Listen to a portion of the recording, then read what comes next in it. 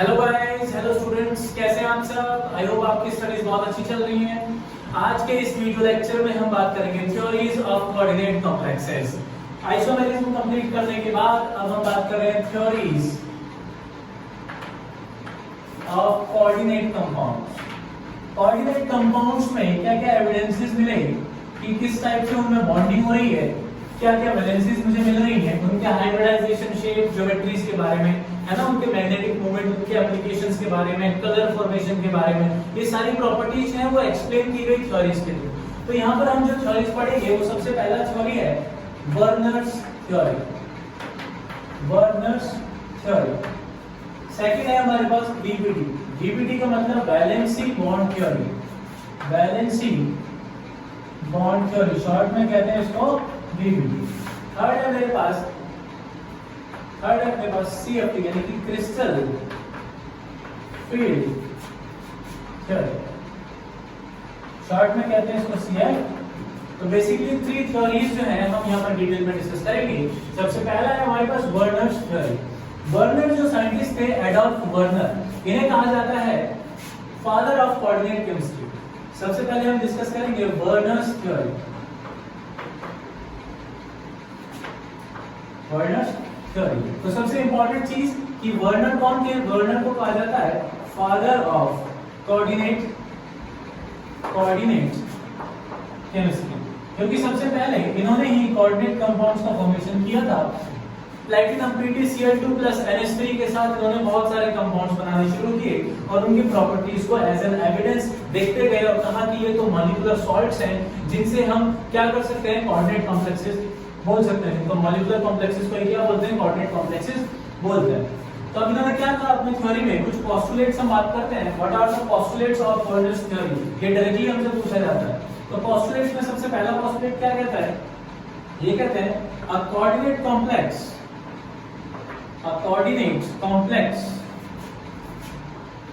contains या has two type of valencies। यानी किसी भी कोऑर्डिनेट कॉम्प्लेक्स के पास दो टाइप की वैलेंसीज हुआ करती हैं। कौन कौन सी? First primary valency and secondary valency. ठीक है बच्चों, प्राइमरी वैलेंसी और सेकेंडरी वैलेंसी। इन्होंने कहा जब भी कोई कोऑर्डिनेट कॉम्प्लेक्स बनेगा तो वो उसके पास दो टाइप की वैलेंसीज रहेंगी, प्राइमरी वैलेंसी और सेकेंडरी वैलेंसी। अब ये प्राइमरी और सेकेंडरी वैलेंसी होती क्या है, इनको डिटेल में डिस्कस करते हैं डिफरेंस के थ्रू। चलिए बात करते हैं। मैं यहाँ पर डिफरेंस लिख लेता हूँ। एक तरफ मैंने कर लिया प्राइमरी वैलेंसी, दूसरा तरफ लिखा secondary valency.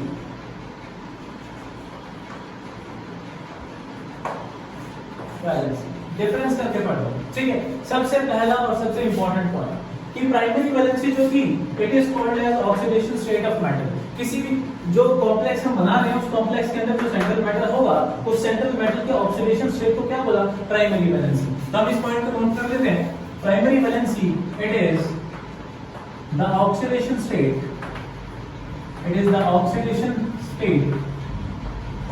Of central matter. ये जो सेंट्रल मैटर होता है कोऑर्डिनेट कॉम्प्लेक्स में, उसका ऑक्सीडेशन स्टेट क्या कहलाता है, प्राइमरी वैलेंसी। जैसे प्लैटिनम +2, कॉपर +2, है ना, क्रोमियम +3, कोबाल्ट +3, ये जो ऑक्सीडेशन स्टेट निकलेगी उसी को क्या बोल रहे हैं, प्राइमरी वैलेंसी ऑफ कंपाउंड। तो सेकेंडरी वैलेंसी किसको बोला, इन्होंने कहा सेकेंडरी वैलेंसी क्या होती है, it is the coordination number. Secondary valency को क्या बोला इन्होंने, coordination number of complex. Complex का जो कोऑर्डिनेशन नंबर है उसको कहा गया सेकेंडरी वैलेंसी। फॉर एग्जांपल अगर मैं बात करूं, मैंने लिखा CONH3 4Cl2 और Cl, इस तरीके से, ठीक है। यही कॉम्प्लेक्स की अगर मैं यहाँ पे बात करूं, हमने लिखा CONH3 4Cl2 और बाद Cl, ठीक है बेटा। आप देखिए वो कह रहा है ऑक्सीडेशन स्टेट ऑफ मेटल होगा। Oxidation state of metal is the primary valency. तो ये जो मेटल है कोबाल्ट, इसका ऑक्सीडेशन स्टेट क्या निकलेगा, प्राइमरी वैलेंसी। तो हम यहाँ से प्राइमरी वैलेंसी को कैलकुलेट कर रहे हैं जो क्या है, ऑक्सीडेशन स्टेट है, ठीक है। चलिए निकालते हैं। कोबाल्ट जो है वो क्या निकलेगा, कोबाल्ट को तो X मान लिया, प्लस अमोनिया एक न्यूट्रल लिगेंड हो गया, प्लस क्लोरीन तो होगा -1 चार्ज, कितने क्लोरीन है 2 और एक बाहर भी है, ठीक है, इक्वल्स टू 0। कितना आ गया x का वैल्यू आ गया 3। यहां से जो प्राइमरी वैलेंस निकली वो कितना निकला 3 निकला। तो ऑक्सीडेशन स्टेट ऑफ मेटल क्या आ गया 3। This is the primary valency of coordinate complex. यहां बात कर रहे हैं कोऑर्डिनेशन नंबर की, यानी सेकेंडरी वैलेंसी को क्या बोलते हैं कोऑर्डिनेशन नंबर। कोऑर्डिनेशन नंबर समझते हैं आप, कोऑर्डिनेशन नंबर का मतलब कितने लॉन पेयर ऑफ इलेक्ट्रॉन जो है वो लिगेंड के थ्रू डोनेट किए जाएंगे, या फिर मैं ऐसा भी बोल सकता हूं the total number of coordinate bonds which is formed by the ligand to metal. ठीक है, अब यहाँ पर देखो कितने number of electron pair donate होंगे। 4 अमोनिया है, अमोनिया के पास एक ही लॉन पेयर होता है, फिर 4 अमोनिया एक लॉन पेयर देंगे, एक लॉन पेयर क्लोरीन देगा, तो टोटल कितने होंगे 4 + 2 6। दोनों ही मोनोडेंटेट लिगेंड है, इसलिए एक ही लॉन पेयर देंगे। यहाँ कोऑर्डिनेशन नंबर कितना निकलेगा कंपाउंड का 6 निकलेगा। So this is the secondary valency of coordinate complex. So इन्होंने सबसे इंपॉर्टेंट चीज ये कहा डेफिनेशन पार्ट में कि ऑक्सीडेशन स्टेट ऑफ मेटल जो होता है वो तो प्राइमरी वैलेंसी होती है और कोऑर्डिनेशन नंबर जो होता है वो सेकेंडरी वैलेंसी होती है। ठीक है, सेकंड पॉइंट उन्होंने कहा कि जो प्राइमरी वैलेंसी होती है इट इज आयनाइजेबल। कैसा होता है आयनाइजेबल होता है। क्यों? क्योंकि इसके अंदर हम जो काउंटर आयंस होते हैं उनको भी इंक्लूड करते हैं।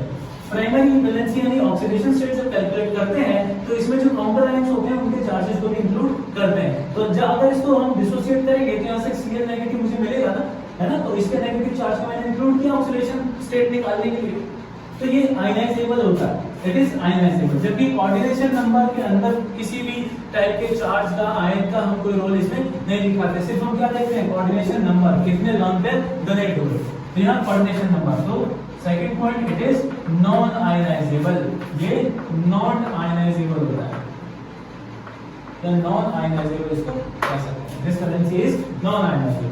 अगर ये आयनाइजेबल है तो किस टाइप के लिगेंड से या किस टाइप के काउंटर आयन से सेटिस्फाई होगा, तो हम लिख सकते हैं it is satisfied with negative and positive ions. It is satisfied with negative and positive ions. Negative ions चाहे कोऑर्डिनेशन स्फीयर के अंदर लाई करते हो, चाहे नेगेटिव आयंस कोऑर्डिनेशन स्फीयर के बाहर लाई करते हो, वो दोनों ही कंट्रीब्यूट करेंगे किसके अंदर ऑक्सीडेशन स्टेट ऑफ एलिमेंट में। और ऑक्सीडेशन स्टेट को क्या बोला प्राइमरी वैलेंसी बोला, इसमें नेगेटिव और पॉजिटिव, अगर पॉजिटिव लिगेंड के आगे अंदर तो वो भी कंट्रीब्यूट करेगा, ठीक है ना, तो यहां ये इससे सेटिस्फाई होता है। थर्ड, अगर इधर बात करें तो कोऑर्डिनेशन नंबर किससे सेटिस्फाई होगा, हमारा होगा न्यूट्रल से या फिर किसी चार्ज आयन से। भाई जितने भी लिगेंड यहाँ पर आएंगे, चाहे वो न्यूट्रल लिगेंड आए चाहे वो एनायनिक लिगेंड आए, इन दोनों से क्या होगा सेटिस्फाई होगा। तो मैं बोल सकता हूँ here it is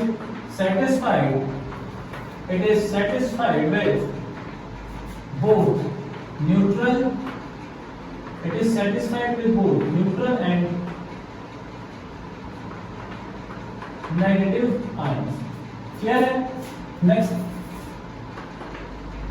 next point, fourth point में हम क्या लिखे हैं, हम इसका रिप्रेजेंटेशन दिखा रहे हैं कि प्राइमरी वैलेंसी को कैसे रिप्रेजेंट करते हैं। तो इट इज डिनोटेड बाय, इसको रिप्रेजेंट करने का तरीका क्या है, डॉटेड लाइन से।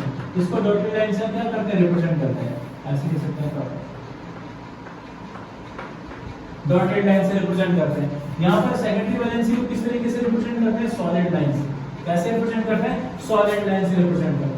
अब यहाँ पर एक और इंपॉर्टेंट बात, ऐसा भी तो हो सकता है कि हमारे पास कुछ ऐसे लिगेंड्स आ जाएं या ऐसे आयंस आ जाएं जो प्राइमरी वैलेंसी में भी कंट्रीब्यूट कर रहा हो और सेकेंडरी वैलेंसी में भी कंट्रीब्यूट कर रहा हो, तो उनको किस तरीके से हम देखेंगे। देखो मैं यहाँ पर स्टार लगा के एक बात लिख रहा हूं कि व्हेन कोई भी ऐसा लिगेंड जो प्राइमरी और सेकेंडरी दोनों को ही सेटिस्फाई कर रहा हो, when a ion satisfied both primary valency and secondary valency, then it is denoted by, कैसे, एक सॉलिड लाइन और इसके ऊपर एक डॉटेड लाइन। कैसे, फॉर एग्जांपल हम रिप्रेजेंटेशन दिखा रहे हैं एक वर्नर कंपाउंड का जिसमें आपको ये सारी चीजें बहुत अच्छे से एक्सप्लेन होगी। एक एग्जांपल ले लेते हैं, मैंने एग्जांपल लिखा CONH3 होल 5 Cl और Cl। ठीक है।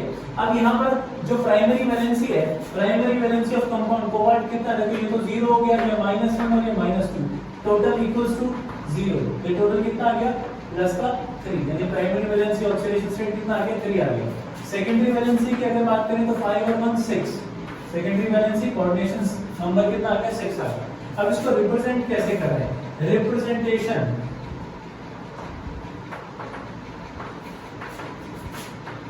Of Werner complex, Werner complex को रिप्रेजेंट कैसे किया जाता है, देखो हमने क्या कहा था, प्राइमरी वैलेंसी जो भी होगी उसको हम डॉटेड लाइन से दिखाएंगे और जो सेकेंडरी वैलेंसी होगी उसको हम सॉलिड लाइन से दिखाएंगे, और वो जो प्राइमरी सेकेंडरी दोनों को सेटिस्फाई करेगा उसको एक सॉलिड और एक डॉटेड लाइन से दिखाएंगे। चलिए इसको हम यहाँ पर ज्योमेट्री बनाते हैं। कोऑर्डिनेशन नंबर 6 का मतलब कैसा है, ऑक्टाहेड्रल कॉम्प्लेक्सेस, तो ऑक्टाहेड्रल कॉम्प्लेक्सेस तो ऐसे होते हैं,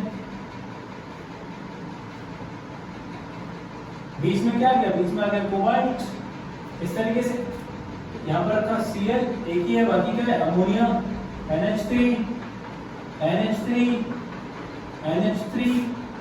यहाँ पे NH3, यहाँ पे NH3, ठीक है। अब ये NH3 जो है ये न्यूट्रल है, ये तो सिर्फ सेकेंडरी वैलेंसी में कंट्रीब्यूट करेंगे, लेकिन ये जो अकेला क्लोरीन है इसमें तो चार्ज -1 है, ये तो आपको प्राइमरी वैलेंसी में भी कंट्रीब्यूट कर रहा है और ये सेकेंडरी वैलेंसी में भी कंट्रीब्यूट कर रहा है। तो यहाँ पर इस क्लोरीन को हम एक सॉलिड और एक डॉटेड ऐसे दिखाएंगे, क्योंकि प्राइमरी और सेकेंडरी वैलेंसी दोनों को ही सेटिस्फाई कर रहा है। चलिए ये तो हो गया कोऑर्डिनेशन स्फीयर। इसके बाहर दो क्लोरीन भी हैं जो कि माइनस नेगेटिव चार्ज के साथ है, तो उनको हम क्या दिखाएंगे, डॉटेड लाइन से। कैसे दिखाएंगे, डॉटेड लाइन से। डॉटेड क्यों दिखा रहे हैं, डॉटेड इसलिए होती है प्राइमरी वैलेंसी में कंट्रीब्यूट कर रहे हैं, ये दोनों के दोनों क्लोरीन सिर्फ प्राइमरी वैलेंसी में कंट्रीब्यूट कर रहे हैं, इनका कोऑर्डिनेशन नंबर में कोई लेना देना नहीं, इसलिए हम डॉटेड लाइन से इसको रिप्रेजेंट कर रहे हैं। सो this is the representation of A Werner complex. समझ में आया आपको। वर्नर थ्योरी का मतलब, उन्होंने कहा किसी भी कोऑर्डिनेट कंपाउंड के अंदर दो वैलेंसीज होती है, प्राइमरी और सेकेंडरी। प्राइमरी का मतलब oxidation state of metal, secondary का मतलब कोऑर्डिनेशन नंबर, ठीक है। प्राइमरी वैलेंसी जो कि ऑक्सीडेशन स्टेट है उसको हमने इस तरीके से कैलकुलेट किया। कोऑर्डिनेशन नंबर हमें पता है, number of electron pairs donated to metal. ये आयनाइजेबल होती है क्योंकि काउंटर आयंस भी इसमें पार्टिसिपेट करते हैं, ये नॉन आयनाइजेबल है। क्यों, क्योंकि कोऑर्डिनेशन स्फीयर के अंदर आता है, कोऑर्डिनेशन स्फीयर के अंदर आने वाले आयंस डिसोसिएट नहीं होते, ठीक है। ये इट इज सेटिस्फाइड, यानी primary valency satisfied with the negative and positive ions, दोनों टाइप के, या फिर न्यूट्रल एंड नेगेटिव आयंस, ठीक। इस तरीके से रिप्रेजेंट कर सकते हैं। This is all about Werner theory.